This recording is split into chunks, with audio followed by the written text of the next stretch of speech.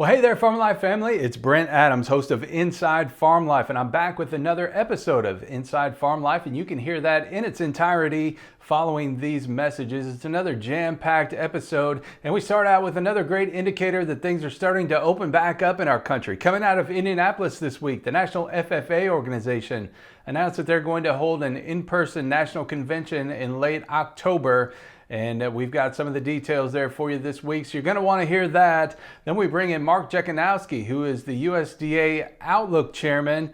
He gives us some current production levels for beef and hogs and broilers, and also gives us some 2022 projections, and some of those have some real strengths in them, so you're going to want to hear those. Then we bring in Aaron Belanger, who is the farm show manager for Agco. You know, like many of the manufacturers, Agco had to change course during the pandemic and find different ways to market and sell to consumers. And one of the things that they did was create one of the best in-show virtual product showrooms. And we get to talking about some of the technology behind that, as well as how they intend to use that going forward as things start to open up. People can get back into dealerships again, and also these farm shows come back online. They're still going to use that in different ways, so we'll talk more about that. We also hear from our friend Jesse Allen talking about a volatile week in the markets in this week's Market Talk report, especially in the corn market following that May WASDE report. A lot of ups and downs there, so you want to hear that.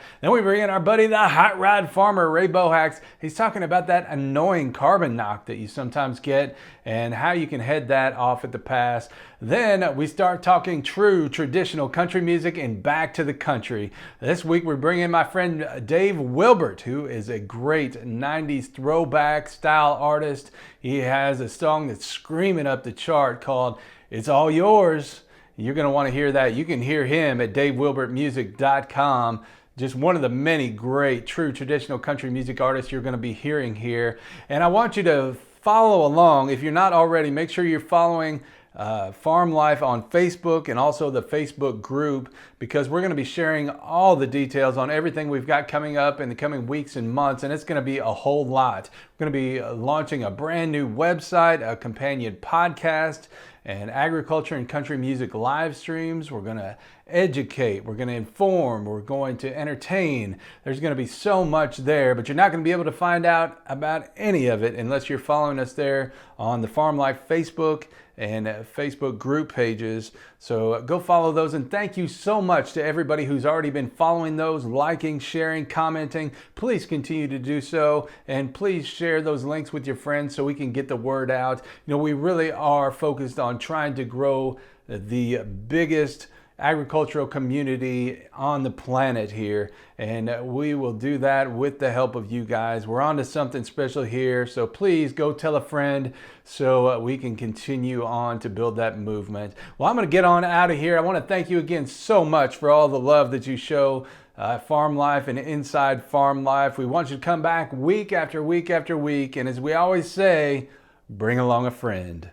Now I want to present to you the latest episode of Inside Farm Life. Welcome to Inside Farm Life, your weekly connection to agriculture newsmakers, hot-button industry issues, educational features, and the best in true country music. I'm your host, Brent Adams, and I thank you for giving us some of your time this week. We have another jam-packed show, so we'll get right to it. This week we start off talking FFA. The National FFA Organization has announced it will hold its annual in-person convention this fall in Indianapolis. The event, which traditionally brings more than 65,000 attendees, will take place October 27th through the 30th. Expected in-person events during the convention include the American FFA degree ceremony, career success tours, competitive events, delegate business sessions, entertainment, the National FFA Expo and Shopping Mall, general sessions, student and teacher workshops, and the National Days of Service. In addition to the in-person event, the organization also will offer a virtual program, including student and teacher workshops, the virtual FFA Blue Room, National Days of Service, and the streaming of general sessions. We'll have more on the National FFA Convention in the coming weeks here on Inside Farm Life, so I hope you'll come back for that. Also on our plate this week, meat. As COVID restrictions ease, the nation's meat producers are in the process of once again making a big change to the meat supply chain, as we hear from USDA Radio's Gary Crawford. As restaurants and other parts of the food service sector begin to operate somewhat normally again, beef supply chains have to kind of refocus. And not just beef, but most meat products to some extent. This from USDA Outlook Board Chairman Mark Jekanowski. Of course, we started pre-COVID with restaurants, hotels, schools open for normal business. And then the supply chains got this big hiccup with COVID when everyone started eating at home and lost that food service business for a while. And now with restaurants reopening, the supply chains have to refocus again and ramp up to serve that food service sector. And Mark says it wouldn't surprise him that there might be some small hiccups in that process, leading to a few temporary problems for the food service sector in suddenly trying to secure the meat supplies they will need. There have already been some news reports of hotels and restaurants having to look longer and harder and pay a little more to get the meat they need. But Mark says this is likely to be a small, short-term situation. Well, as we grapple with changes to the meat supply, Jekanowski has some new projections for meat production as we look ahead to 2022. Agriculture Department analysts are forecasting for 2021 what they call a short-term surge in beef production. USDA Outlook Board Chairman Mark Jekanowski says his group has upped its forecast for this year's beef output by 260 million pounds, up to 27.9 billion. What's happening is that more cattle are being pulled in a hurry into and out of feedlots this year. It's because of poor forage conditions and tight hay supplies. And then there's also incentive to get them out of the feedlot quick because of the high feed costs. So cattle that might have been run through the system next year are going through this year. That's why for 2022, we're showing a little bit of a year-over-year decline in beef production. A decline from this year of only about 2%, but it would be the first yearly drop in beef output since 2015.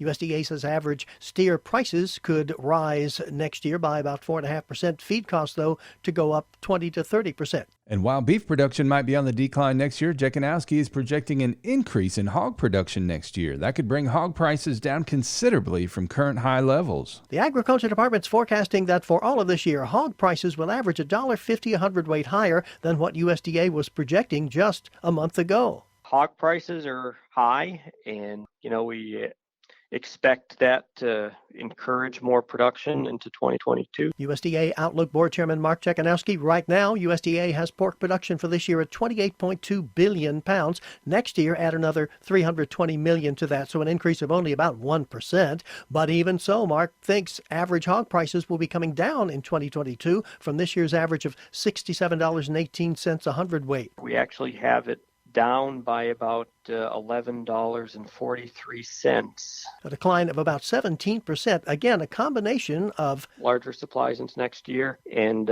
maybe some softening of demand, which has been this year very, very strong. And finally, Jekanowski took a look at the broiler industry, which he believes is poised for higher output and stronger prices. Prices right now are very high. Demand is strong. Production is just barely keeping up with that demand right now. But given the current high prices, we expect production to continue to ramp up. And prices to continue high. In fact, average wholesale broiler prices are running much higher than USDA was projecting just a few weeks ago. For 2021, for broilers in particular, just this month alone, we increased our price estimate by 8 cents a pound to 92.7 cents per pound. And we expect that to hold relatively steady into the new year, into 2022. Even though broiler production next year could be up from this year by more than 500 million pounds at over 45 billion. And one final item of note this week, you've probably heard about this on the news. If you haven't already heard them outside of your home, the cicadas are arriving. What's behind the mystique of the 17-year emergers? Gary Crawford explains. It's happening now in parts of the eastern U.S., a developing story that's got everything. Birth, death, predation, murder and mayhem, romance in the treetops. What more could you ask for? I don't know. That's University of Maryland entomologist Michael Raup. Also known as the bug guy. Well, I guess you could be called worse things I've than been that. called those. Yeah. But do you care? No, not this year. The year when the 17-year cicadas stop sucking sap from tree roots deep underground and dig their way up in unison from their subterranean crypts. Why? It's all about romance and love. Yeah, loud love. In the treetops as the males sing mating songs to the females, and soon millions of little baby cicadas will drop from the trees, dig their way underground to live until the year 2038 when they'll be back again. And bring fun, fear, and fascination to millions of people. Gary Crawford for the U.S. Department of Agriculture. Many companies promise increased yields and a higher return on investment, but again and again, results show that one company stands apart from the rest. Concept AgriTek delivers innovative concepts utilizing the latest technologies in agronomy, biology, and chemistry to enhance soil and plant health with seed treatment, planter-applied fertilizers, foliar fertilizers, and full-season soil treatment solutions. To find out how to put Concept AgriTek to work for you, visit conceptagritech.com. Concept AgriTek. Technology where you need it most. Well, next up on Inside Farm Life, farm equipment manufacturers had to work quickly in 2020 to pivot when the pandemic rendered dealer showrooms closed or forced strict limitations. Many began turning to digital product showcases, and one of the most comprehensive out there has been assembled by the team at Agco. In September 2020, Agco launched AgcoVirtualShowroom.com, a virtual online showroom that made well-known brands and equipment available to viewers at any time from any place. The virtual product showroom has been well received and continues to receive updates, with the most recent coming earlier this month with the introduction of Agco Theater, which is a state-of-the-art gathering place for live and recorded events and product video collections. So today I wanted to bring in Aaron Belanger, the farm show manager for Agco, to talk about the work that went into creating the virtual product showroom and how it will continue to be an important piece of the Agco sales and marketing puzzle, even as the nation begins to open back up. And Aaron, thank you so much for taking the time to join us today here on Inside Farm Life. Yeah, thanks. I'm glad to be here, Brent. We are in incredibly different times than we were a year and a half ago. We finished up Commodity Classic in March, and the world fell off the event schedule, just went to zero after that. So we found ourselves with a lot of time, right? There were going to be events. I didn't want to sit back, and we had problems, right? We had new problems. How do we do in-cab demonstrations, right? We can't get two people that close together. How do we do that? How do we deal with the COVID? How do we deal with even people wanting to go into dealerships at that time? We really had a lot of unknowns. So we took at that time, almost a risk and said, hey, let's develop this entire virtual space with all our products that we can use. Again, if this didn't turn out to be a long running thing, it might have been something that we spent a lot of money on and didn't get a lot of use. But we're finding it's got a lot of use, and we see some potential to use it in the future. Well, Agco has always had a large presence at many of the nation's premier farm shows. Historically speaking, how important have those shows been to the company's marketing efforts, and how has the virtual product showroom been able to fill some of that void? So what we found is the big show for us here in North America is Farm Progress. So they also didn't want to sit back and take a year off. So they went with a virtual field demo experience. We participated in that. There's very limited as far as the people that could be there because of COVID. And all that was then virtually televised and virtually presented to folks out there in the cyber world. Yeah. I think that's kind of the crossover to where we talk about now hybrid events, where we're going to have this group of people that this year aren't vaccinated and maybe don't want to come to the show. And then the group of people that are say, hey, one way or the other, I want to go to a show.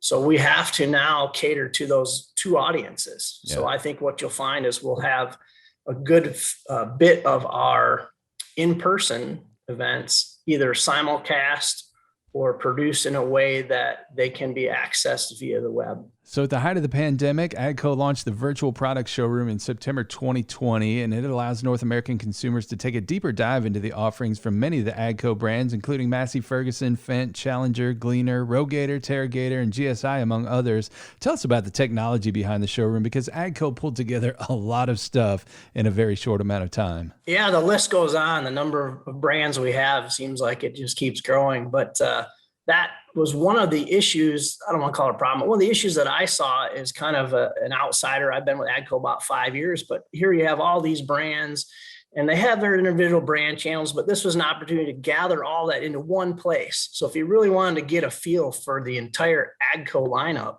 this is a great starting point, because you can visit each of those brands individually, but they're all captured in this neat virtual interactive world that encompasses all the brands.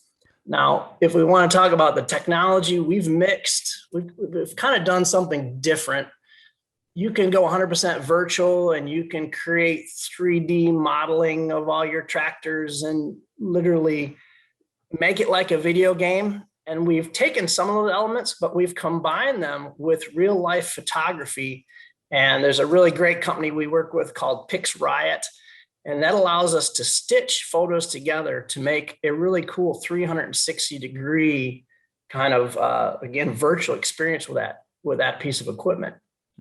It allows us to zoom in, and the clarity is actually pretty amazing, but it derives from 72 individual shots that we took on a rotisserie, basically turntable in our Heston facility. And then we stitched those together to make one seamless, basically image that you can spin around, zoom in, tilt, back and forth. Then on top of that, we can layer again back to the virtual thing where we can layer a hotspot. And then if you select the hotspot, that can take you off to a YouTube, a Vimeo, standard URL web address. So we really combined kind of the best of photography and what's out there virtually. And that's kind of the basis of the whole environment. So how long did it take to get from the initial conversations and the concept to the actual launch phase? So we started off very fast. I'm lucky enough to have a great executive team and, not very many people above me that have to sort through things and don't have an open vision and an open mind to let us do what we want at Agco. So I basically pitched it to them. I said, we're not going to do farm progress. We've got some money here. Let's run it basically like a farm show where we brought in detailers, we brought in our setup people, we brought in photographers and so on. Now we had to, again, have all the COVID stuff in effect. So we had our own building separate from the manufacturing facility. We had a whole bunch of controls where we had to monitor everybody and keep our distance. But it probably still took us almost 2 months to run every single product that we had at the time through there. There were some exceptions. There's some very large planters that we had to take and do at a separate facility. And then there's some derivations of things that we know are probably going to go away or just either are too big or such a small seller that we didn't photograph. So we're not truly at 100%, but we definitely have in the 90 percentile of all the equipment that Agco has to offer. So when folks walk through the door of the Agco virtual showroom, they're actually walking through the doors of your beautiful Agco Intivity Center in Jackson, Minnesota, which features an assembly plant and a corporate museum. Why was that particular setting chosen to be the showpiece for the virtual showroom? Well, you gave away one of my secrets. Uh-oh. Yes, it's not an Agco dealership. It is our Jackson facility. We actually have a very nice Intivity Center there, museum. Has kind of a history of Agco and also a little shop where you can purchase things. I liked it as an opening shop because it has a wide expanse. I could position some tractors outside there and it gave a feeling of a dealership. Hopefully you can't really tell it's a plant. And then once you get inside, the lobby kind of also lended itself to this feeling of, hey, this is a bigger structure. So I hope you don't feel that you're necessarily leaving the Jackson Activity Center when you're going to each room, even though each of those rooms is virtually created. They don't exist at Jackson other than the initial room that you walk through the front door. Well, it's a beautiful facility. And as you pointed out earlier, this 360 technology allows users to check out interior and exterior of the equipment, perform a virtual walk around, and access informational videos and downloadable product brochures. And users can customize machines for price quotes, as well as visit the company merchandise store, which I know is important to a lot of people. Yeah, I try to build in all those features that you, again, would find at each individual brand channel. Whether you go to masseyferguson.com or fent.com, again, you will find the same functionality in the virtual showroom that you will find for those individual brand sites. There are some, again, more detailed stuff that you might find at those sites, testimonials, some more pictures, that type of stuff. But as far as the general equipment and all the channels that you can go to get information and interact with Agco, it's all in the Agco virtual showroom. So you have a few months under your belt now. What has the early feedback from consumers been like? Well, what we're seeing, and I'll tell you what, I have learned a lot about computer sites. Yeah. Believe it or not, I was a computer engineer way back in 1990. I didn't finish that degree, but I knew enough to know that I don't know anything now. And what I learned, the couple of things I've taken away that I've been able to establish is that I can see when people are in it, they're spending a good 6 to 8 minutes in the website, which I'm told that's a long time to keep someone's attention. Because when you're online, you're competing with everything, right?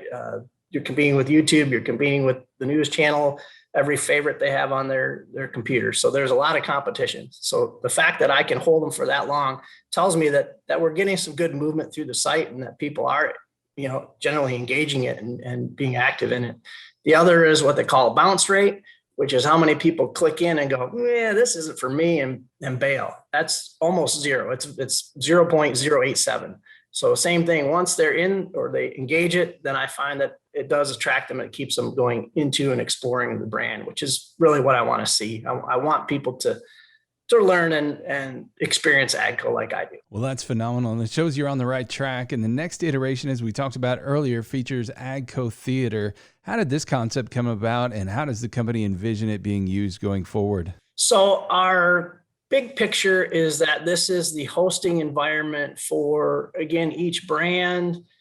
It could even be internal. So like our purchasing department just had a big event for all our vendors. Again, it was part in person, but very few people in person and mostly virtual. So this then becomes kind of a standard portal that everyone can use.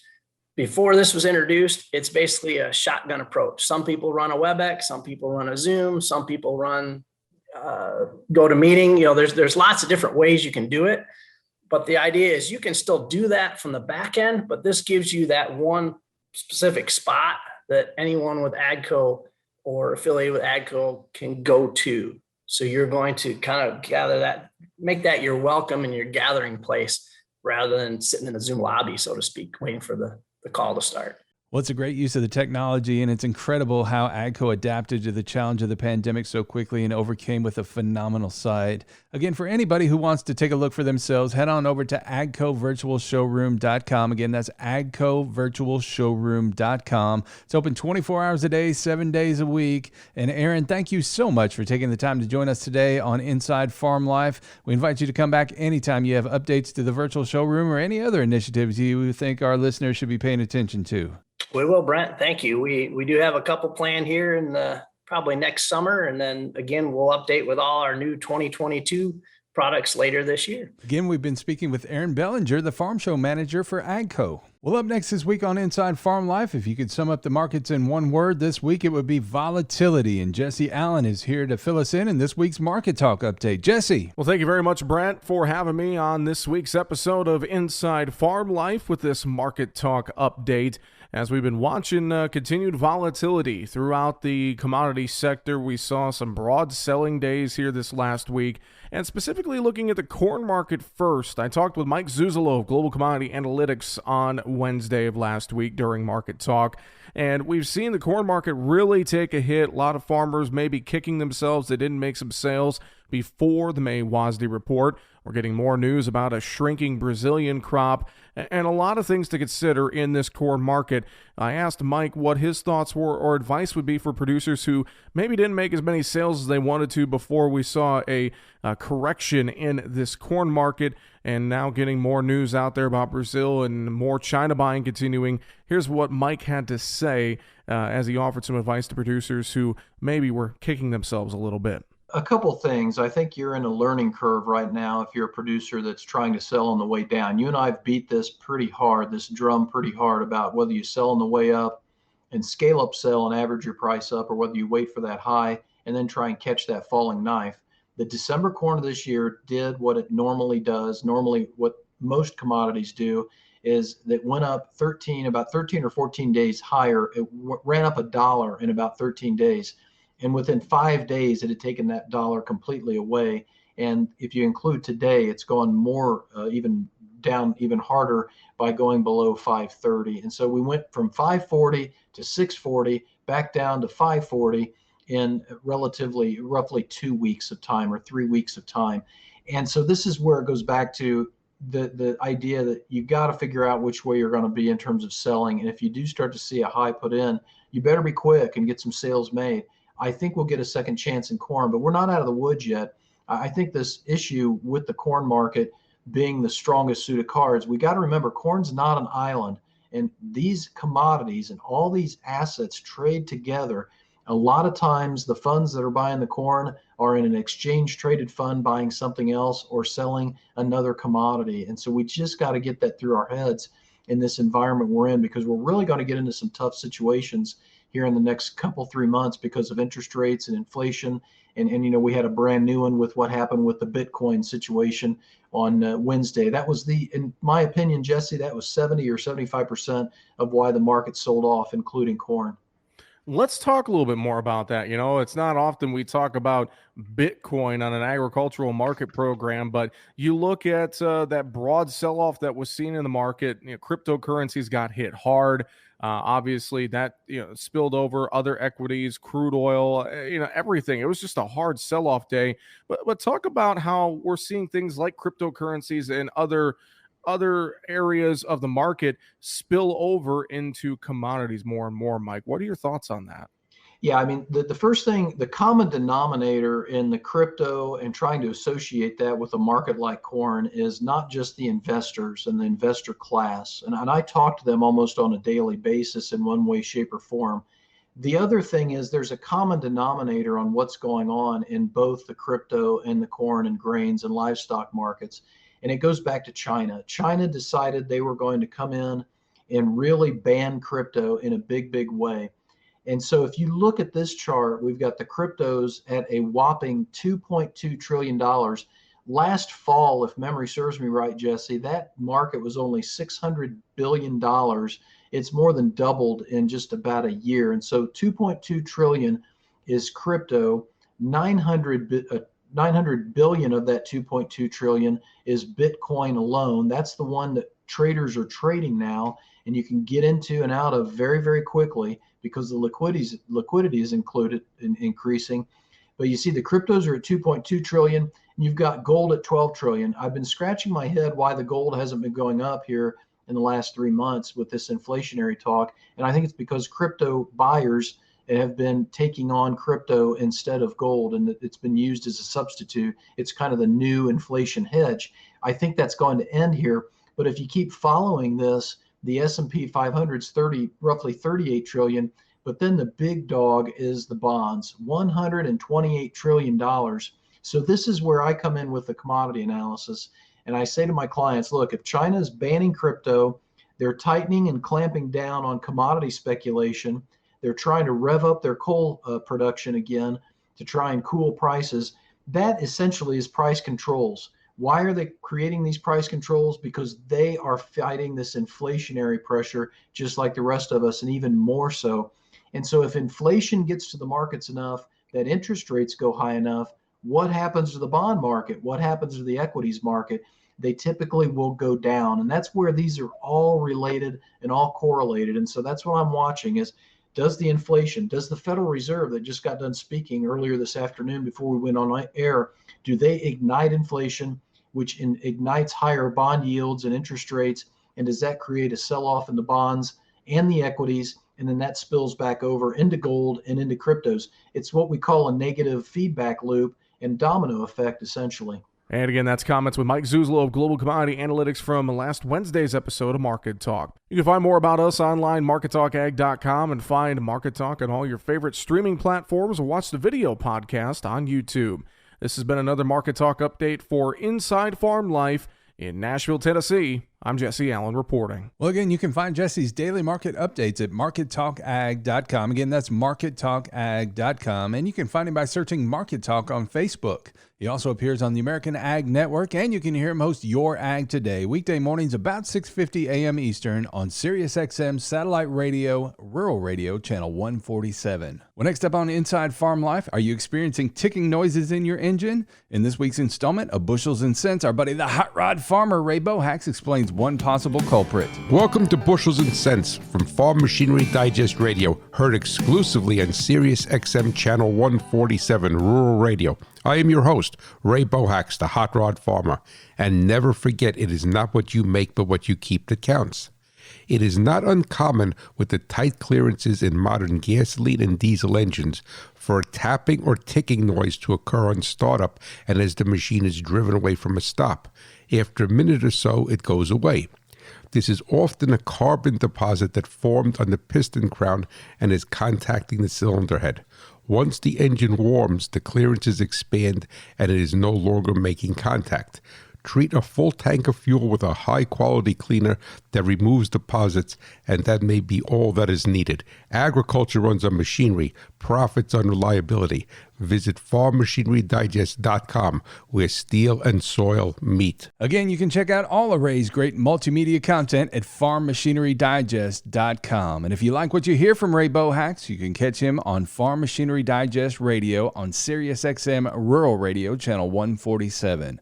It airs each Saturday at 11 a.m. Eastern and again on Sundays at 6 p.m. Eastern. So I hope you'll go and give him a listen. Well, now that we have the business out of the way, it's time to go back to the country, where each week we bring in a true country music artist who's taking country music back to the country where it belongs. This week we feature Nashville recording artist Dave Wilbert. The North Vernon, Indiana native has a great 90s country throwback sound and a new single that's poised to be one of the summer's big hits. Here it is now. This is Dave Wilbert with It's All Yours on Inside Farm Life. You took my ring, you took a vow, you took my name in front of the whole dang town, took out a loan at my expense. Then you took a vacation with your ex-boyfriend. Now you're swimming in the ocean off the coast of Costa Rica, eating shrimp, shish kebabs, and drinking frozen margaritas. The house, the boat, the car, the truck, the diamond ring, and the rest of the stuff I've been breaking my back and busting my butt for. It's all yours. It's all yours. It's all yours. It's all yours. You took advantage of my heart. You took the balance to the limit on my platinum MasterCard. It didn't take me too much time to finally open up my eyes and see you took me for a ride. Now you're on my leather sofa, eating chips and double dipping while you're watching pay-per-view on that new big screen television. The house, the boat, the car, the truck, the diamond ring, and the rest of the stuff I've been breaking my back and busting my butt for. It's all yours.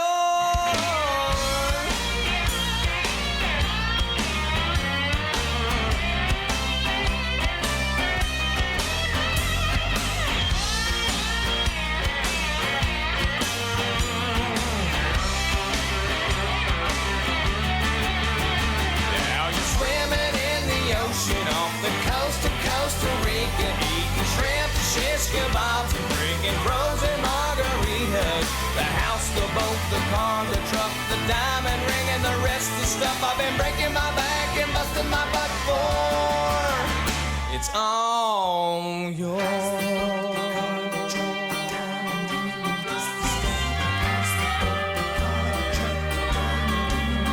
It's all yours.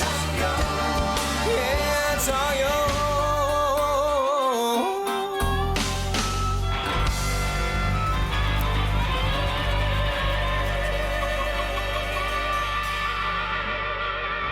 And that was Dave Wilbert with It's All Yours. You can find out more about Dave on his website, davewilbertmusic.com. And he's sure enough a good one, so make sure you keep an eye on him. Well, that's all the time we have for this week, friends and neighbors. For now, it's Brent Adams. Let's meet up here again next week. And hey, bring along a friend. You've been listening to Inside Farm Life, a production of Farm Life Media. If you have topic suggestions for future episodes, drop us a line at brent@farmlifemedia.com. And be sure to like the Farm Life page and join the Farm Life group on Facebook.